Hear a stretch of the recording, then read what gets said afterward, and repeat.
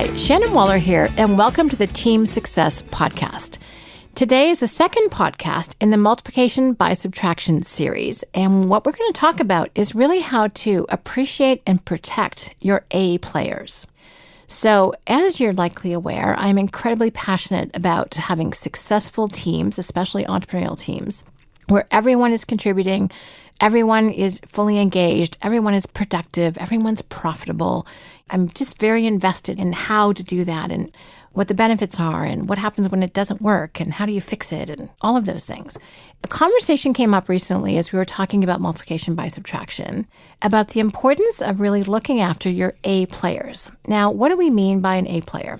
And if you're familiar with Dr. Brad Smart, he and his son, Jeff Smart, have written some great publications with regard to an A player. And their definition, which is not quite the one I'm going to use here, but their definition is the highest level talent or person that you can get at that particular pay grade. So for that role, who is the very best person you can get for what you're paying?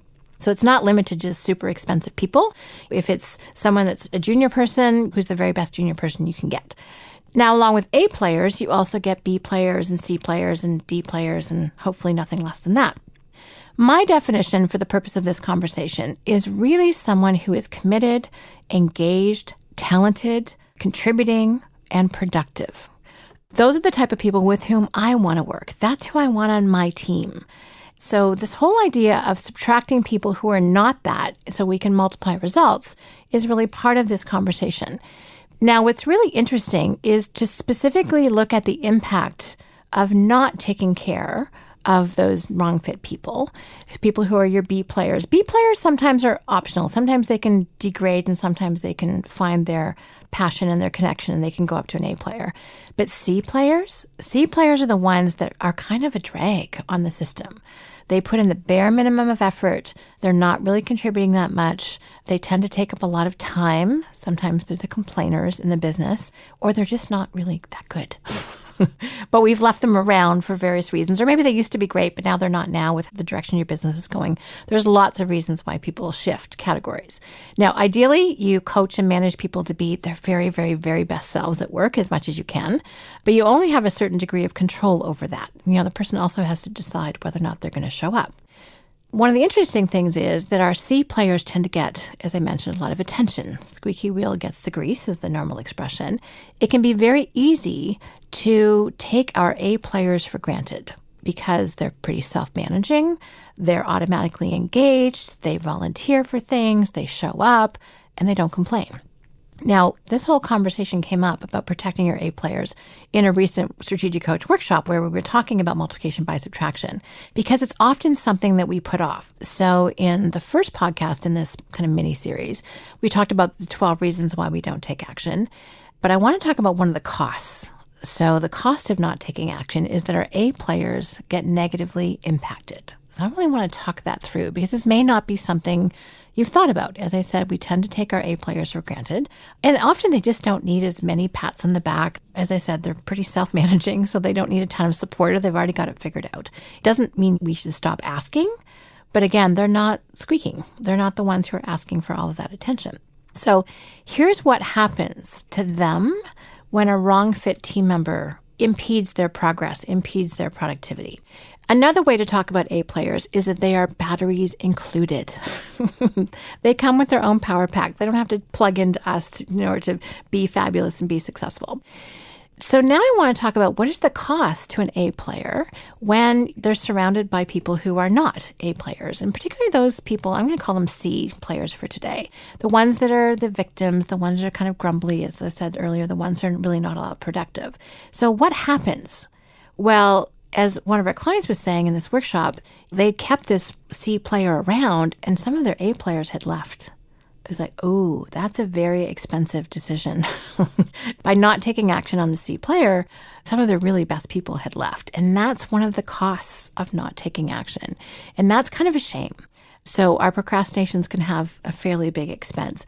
But why is that the case? Can't A players just ignore them? Can't they just do what they do anyway? Well, yes, but at some point, there are a couple of messages that we end up sending when we don't deal with these situations that are kind of important to know that you're sending. So first of all, I want you to really appreciate that if you're really good at what you do, you're highly productive, you're very efficient, you've worked out your systems, you've worked out your communication, you've worked out your teamwork.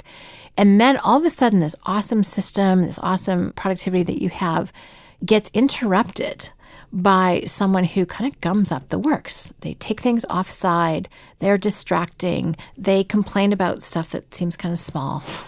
It's like, oh, do we really have to pay attention to that? And prevents forward momentum, prevents progress from happening.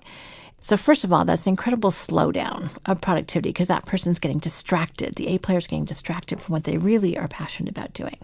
And that's friction, and that creates drag. So you've slowed down a really fast team member.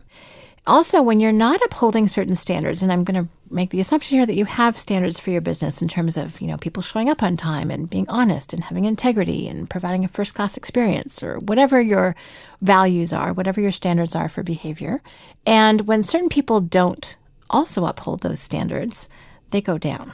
So if you're not applying those standards consistently to people, for whatever reasons, maybe you don't know, or maybe they're a different relationship with them than other people.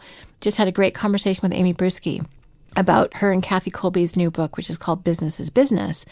And one of the things they talk about being incredibly important in a family-owned business is that you apply the rules consistently to everybody, to family members and non-family members alike. So if you give certain people vacation time for this, then you need to give non-family members vacation time as well. You can't do special treatment. Special treatment is often seen as being something extra, but also special treatment is when certain people get away with certain things that others don't. Not necessarily a good idea. And one of the things that I've learned after coaching team members for 20 plus years is that the really best people like to work on a team of other really great people. All-stars want to be in the all-star team. And if there's some people on the team that are not all-stars, it's really frustrating. It's like, you have to work around them. You have to find the bypass.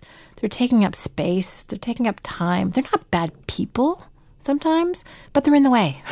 Get out of my way. You're that. Often, especially your A players are out front and leading, they have to pull these other people along with them, or they actually have to clean up the messes that the other people are making. So in every company, you've got kind of front stage people and backstage people, and you can have A players on both. In fact, you really need to. A really close team member of mine who's incredibly, incredibly good at what she does, but she's primarily backstage, and she's like, I don't want to have to clean up after other people's messes because they couldn't get their act together. I was like, ooh, really good point. So not only are people being pulled, but sometimes they're having to be cleaned up after. And that's not necessarily a good use of other people's time. And that disparity of effort is really, really challenging.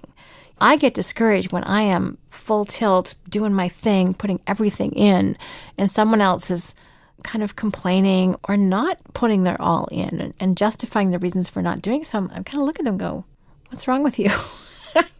That's when I can get a little judgy. I'm like, okay, can I help you be more engaged? Or are you committed to not be engaged? Because if it's the first one, great, I'll help you. And if not, why are you here? That's kind of my attitude about that.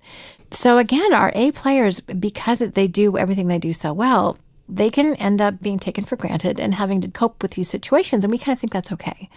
So I want to be a little bit prescriptive here in terms of how to take action to prevent this from happening. Now, first of all, if you haven't already listened to podcast number 1 in this mini-series about multiplication by subtraction, identify the reasons why you're not taking action, because that'll be a really good clue as to where your first place is to go for what you do need to do in order to take action.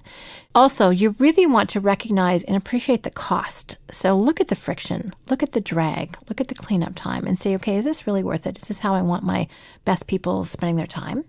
Then you also want to ask, what's working for you in terms of the team? Are you getting the support that you need? I'm not saying you want to ask for weak links. Like, I have a lot of room for people to grow. It's not saying everyone has to be fabulous from the get-go. But if there is someone who is consistently underperforming, then that does need to be addressed, hopefully through coaching, but it may be a subtraction. And then really take their input seriously. You want to make sure that if they give you feedback, you listen and that you pay attention. Please don't shoot the messenger. So if you're going to get some news you weren't expecting or it's not good news and you don't like it, please don't take it out on them. And then the other thing, and this is pretty essential, is really appreciate the work that they are doing. Make sure that you speak up, show your appreciation, demonstrate your appreciation. Make sure that they're not feeling taken for granted. Let them know that you hope more people were like them. And again, I'm not trying to create a tiered system. My goal is that everyone on your team is an A player. And as strategic coach, we take enormous efforts to make sure that everyone knows what their unique ability is, what they love to do, what they're best at, what they're most passionate about. And we help design their role around that. Not that everyone gets to do that on day one. That definitely does not happen. But we want people to be really committed to their unique ability because we know that that's how our company grows. Our company grows and expands by the expanding capabilities of our team. For me, I was passionate about entrepreneurial teams. We had the Strategic Coach program, which is all for entrepreneurs. I thought, I'd really like to help the teams get more connected with what we're doing in the coach program. And so I came up with the idea. It's actually originally a school project, college level school, but still a school project. And then co-owner Babs heard the idea and said, great, let's do it. I was like, okay. But that was 1995, and I've been coaching ever since.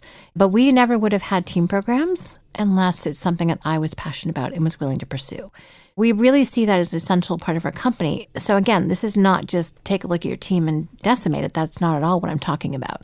But if someone, for behavioral reasons, for ability reasons, or sometimes if there's simply a wrong fit for the role, changes need to get made.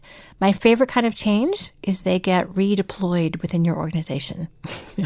Even though I wrote the book called Multiplication by Subtraction, I'm not about just firing people. That's the last resort as far as I'm concerned.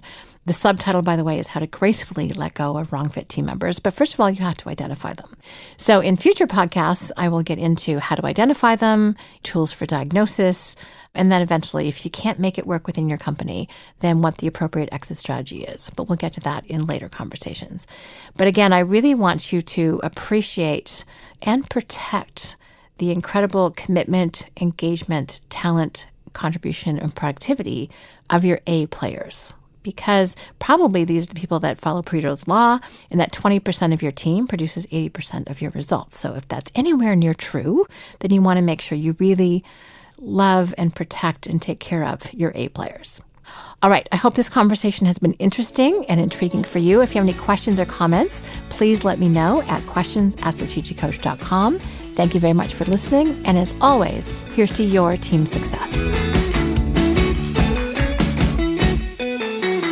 Hi, Shannon here, and thank you very much for listening. If you like what you heard today, please take a moment to rate the Team Success podcast on iTunes. And we'd love it if you'd share the podcast with anyone else who could benefit. If you're interested in learning more about the Strategic Coach program for entrepreneurs, visit us at strategiccoach.com or the Strategic Coach channel on YouTube. For free downloads and more team success strategies, visit teamsuccesshandbook.com.